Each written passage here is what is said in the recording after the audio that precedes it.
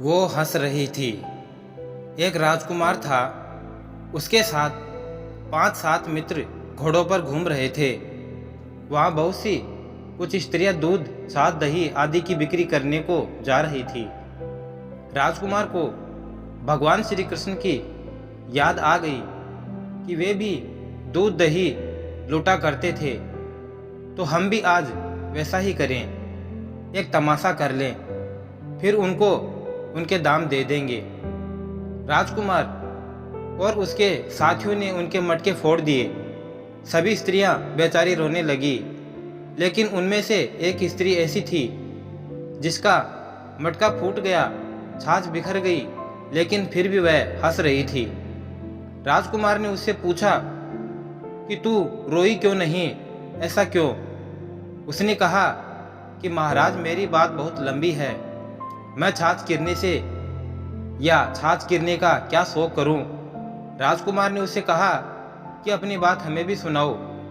तो वो कहने लगी, मैं अमुक शहर के एक सेठ की पत्नी थी और मेरी गोद में एक बालक था। वे सेठ कमाने के लिए दूसरे देश में चले गए। मुझ पर वहाँ के राजा की नीयत खराब थी। मेरी छोटी अवस्था थी और सुंदर रूप था, इसलिए राजा ने मुझ पर खराब दृष्टि कर ली और कहा कि अमुक दिन तुमको आकर मिलना ही पड़ेगा। तुम कब आओगी? जवाब दो। मैंने कहा कि अभी ठहरो, मैंने अपने पति को पत्र भेजा कि जल्दी आओ, मुझ पर ऐसी आफत आ गई है। तो पति आ गया, उससे सारी बात कही और आपस में सलाह की कि इस समस्या से कैसे छुटकारा पाया जाए, क्या किया जाए। सेठ ने कहा कि तुम राजा को समय दे दो। मैंने राजा के पास समाचार भेज दिया कि आप शहर के बाहर अमुक जगह रात में आ जाओ, पर शर्त यह है कि उस स्थान के मील भर नजदीक में कोई अन्य व्यक्ति न रहे। राजा ने स्वीकार कर लिया। हम दोनों पति पत्नी घर से निकल गए, कारण कि यहाँ टिक नहीं सकेंगे। मैं रात्रि में तलवार लेकर गई। पति को एक टूटे फूटे मकान में छिपने के लिए कह दिया। जब राजा आया तो मैंने उसको तलवार से मार दिया और भागकर पति के पास गई। तो वहां जाने पर मैंने देखा कि मेरा पति मरा हुआ है, क्योंकि उनको किसी जहरीले सांप ने काट लिया था। फिर तो मैं अकेली ही वहां से भागी कि अगर किसी ने मुझे देख लिया तो अगर मैं पकड़ी गई तो लोग मुझे मार देंगे। इसी चक्कर में लड़का भी पीछे छूट गया। आगे भागते हुए जंगल आ गया तो वहां डाकू मिल गए। उन लोगों ने मुझको पकड़ लिया, मेरे सब गहने छीन लिए और वेश्या के घर ले जाकर बेच दिया। अब मैं वहां रहने लगी।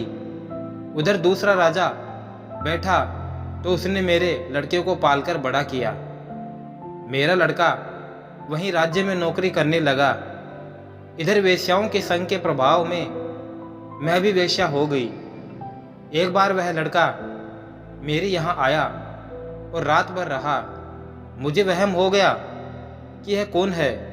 सुबह होते ही पूछा तो उसने अपना नाम बताया।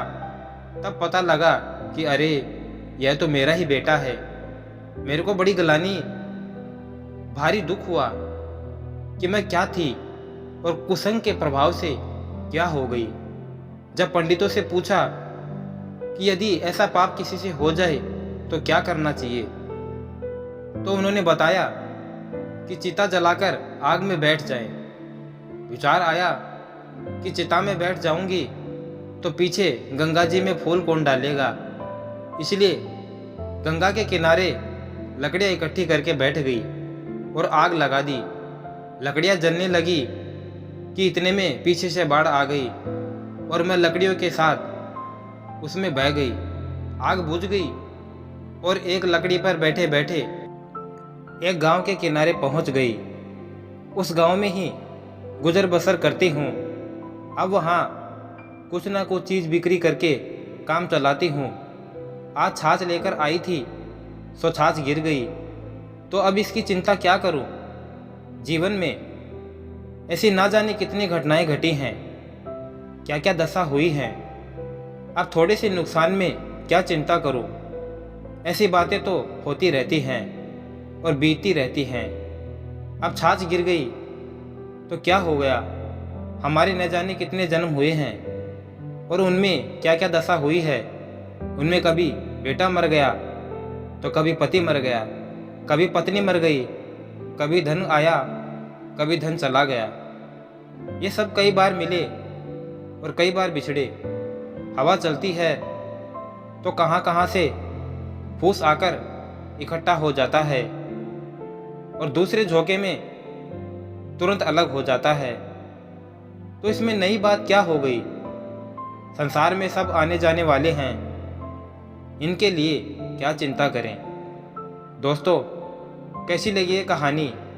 अगर अच्छी लगी तो एक लाइक करें और साथ ही साथ चैनल को सब्सक्राइब कर बेल आइकन जरूर प्रेस कर लें, ताकि आने वाली नई वीडियो की नोटिफिकेशन आप तक सबसे पहले पहुंच जाए। वीडियो को अंत तक देखने के लिए आपका दिल से बहुत बहुत धन्यवाद। जय श्री श्याम।